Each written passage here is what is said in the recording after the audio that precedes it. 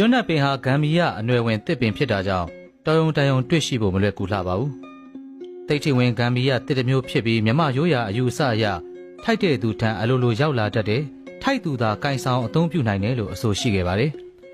ကျွန်းနက်ဟာကနဦးကတော့ကျွန်းဖို့ပင်ဖြစ်ပေမဲ့လည်းရေအောက်မီအောက်မှာနှစ်ပေါင်းများစွာအကြာကြီးနစ်မြုပ်နေတဲ့ကျွန်းပင်ကျွန်းတုံးတို့ကနေဓာတ်ပြောင်းလဲမှုဖြစ်ပေါ်ပြီးအနက်ရောင်အဖြစ်သို့ပြောင်းလဲသွားခြင်းဖြစ်ပါတယ်။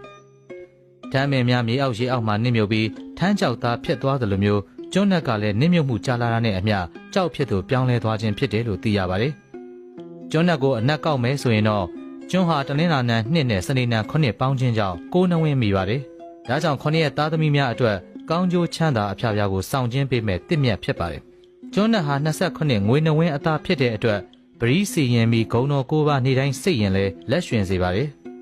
ပရိဆောင်နက်ကအိမ်မက်ပေးတယ်လို့လည်းဆိုကြပါတယ်။ကျွန်းနက်အသားကိုစောင့်ထားပါကပယောဂအတိုက်ခိုက်ကင်းစေပြီးတရေမချောက်စေမကတ်စေဘူးလို့လည်းသိရပါတယ်။အလွန်ရှားပါပြီးတိတ်ထိဝင်အသားတစ်မျိုးဖြစ်တာကြောင့်လောကီသားများအကြိုက်လည်းဖြစ်ပါတယ်။အိမ်မှာဖျားထုလို့ပူဇော်ပါကလည်းလက်ရွှင်ပါတယ်။များသောအားဖြင့်ကျွန်းနက်နဲ့အိမ်စည်းပွားတိုးစေရန်အလို့ငှာဇဗုပတိမဟာမုနိကုမ္ပဏီရုံးခန်းဈေးဆိုင်များမှာတော့လာဘမှုနိရှင်သီဝလိရှင်ဥပကုတ်စသည်ဖြင့်ထုလို့ပူဇော်ကြပါတယ်။ကျွန်းနက်သားဖြင့်ဖျားထုလို့ပူဇော်ထားသောအိမ်ဟာဘေးအန္တရာယ်ကင်းပြီးရန်သူမျိုး၅ပါးဘေးကလည်းကင်းပါတယ်။အဆောင်တွေလုပ်ပြီးဝတ်ဆင်မဲဆိုရင်လည်းနက်နက်အာယုံတဲ့အချိန်မှာကိုလက်တန့်စင်၅ပါးသီလခံယူပြီးနတ်ဒီဝါတို့ကိုမေတ္တာပို့တာကဂုံတော်ကိုးကောက်ရွတ်ဖတ်လို့တိတ်ထီတဲပြီးညာလက်မောင်းညာလက်ကဝတ်တွေမှာခြီပြီးစောင့်ထားပါကမတမာသူတို့အောက်လန်းဖြင့်အလွယ်တကူမလောက်ကြံနိုင်ခြင်းရန်သူများကမိမိအားအလွယ်တကူလောက်ကြံရန်မပြုနိုင်ခြင်းစတဲ့ဂမ်ဘီယာအစွမ်းတွေရှိတယ်လို့လည်းယုံကြည်ကြပါတယ်။ကျွန်းနက်ဟာဆေးဘက်ဝင်အပင်တစ်မျိုးလည်းဖြစ်ပါတယ်။အတက်ယောဂရှိသူများကတော့မီးရှို့ပြီးအငွေ့ကိုရှူစေခြင်းဖြင့်အတက်ယောဂတက်တာစေတယ်လို့သိရပါတယ်။ကျွန်းနက်ရဲ့ပြာကိုပြားရည်နဲ့ယောဂတနေ့တစ်စွန်းစားပြီးရင်လည်းလေငန်းယောဂသွေးတိုးယောဂတို့တက်တာစေတယ်လို့သိရပါတယ်။ကျွန်းနက်ကိုရေအောက်မြေအောက်မှာရှာပင်မဲ့လည်းနေရာတိုင်းမှာတော့မရတတ်ပါဘူး။ဒါကြောင့်လဲနတ်ဖွက်ထားတဲ့တစ်ပင်လို့ဆိုကြခြင်းဖြစ်ပါတယ်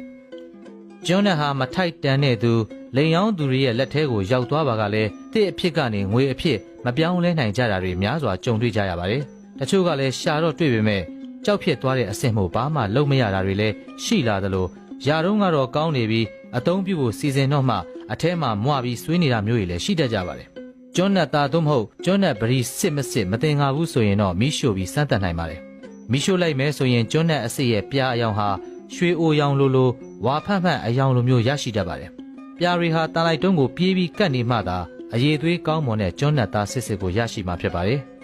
ဝိဇာလန်ထွက်ရလန်းကိုလိုက်တဲ့သူတွေကတော့အဂရိတ်ထိုးရမှာတန်တလုံးထိုးဖို့တန်အနှစ်သားကိုကျွန်းနက်ကနေထုတ်ယူကြပါတယ်။အထက်ကောင်းငင်အထိပင်လက်ခမောင်းခတ်လောက်အောင်သိတ်ထိဝင်စေသောတန်မှာကျွန်းနက်တန်ဖြစ်တယ်လို့လည်းဆိုကြပါတယ်။ကျွန်းနက်ဟာသိတ်ထိဝင်တစ်တစ်မျိုးဖြစ်တဲ့အတွက်ကြောင့်ကျွန်းနက်နဲ့ပြုလုပ်ထားတဲ့အဆောင်ပစ္စည်းတွေအတွက်ရှောင်ရန်အချက်များလည်းရှိပါတယ်။ခြေနှင်းဘက်ကျမ်းပြင်နာနှိမ့်စေသောနေရာတွေဖြစ်တဲ့အိမ်သားရေချိုးကန်အမိုက်ပုံးမိဖို့ကြောင့်စတဲ့နေရာတွေမှာမထားသင့်ပါဘူး။ဗရင်းပေါက်တကားအနည်းနဲ့အိမ်ပြင်ဘက်တွေမှာထားရင်လည်းကြီးနားရင်ဂုံတက်တီပြက်ပြဲတယ်ဆိုတဲ့အယူဆတွေလည်းရှိခဲ့ပါတယ်။၆တွေ့တန့်ရှင်းပြီးမြင့်မြတ်တဲ့နေရာတွေမှာသာထားသင့်ပါတယ်။ကျွန်းနက်ဟာအင်မတန်ရှားပါပြီးတန်မိုးကြီးတဲ့နတ်ဖွက်ထားတဲ့အပင်တစ်မျိုးဖြစ်ပြီးဝိဇာတနဲ့ငကတိုက်တို့နဲ့ဆက်ဆက်ပြီးပဋ္ဌာန်းဆက်ရှိသူတွေသာပိုင်ဆိုင်ခွင့်ရှိကြပါတယ်။လောကီအစီရင်နဲ့အဋိဋ္ဌံလောကမှာအလွန်အသုံးဝင်တဲ့တန်မိုးကြီးဂမ်ဘီယာပစ္စည်းတစ်မျိုးလည်းဖြစ်ပါတယ်။ဒီကနေ့တော့ကျွန်းနက်အကြောင်းကိုဘုဒ္ဓရရှိစေဖို့အတွက်ရည်ရွယ်တင်ဆက်ပေးခဲ့တာပဲဖြစ်ပါတယ်။အမှားပါသွားခဲ့မယ်ဆိုရင်လည်းမေတ္တာရှိထားနားလည်ပေးနိုင်ကြဖို့မေတ္တာရက်ခံရင်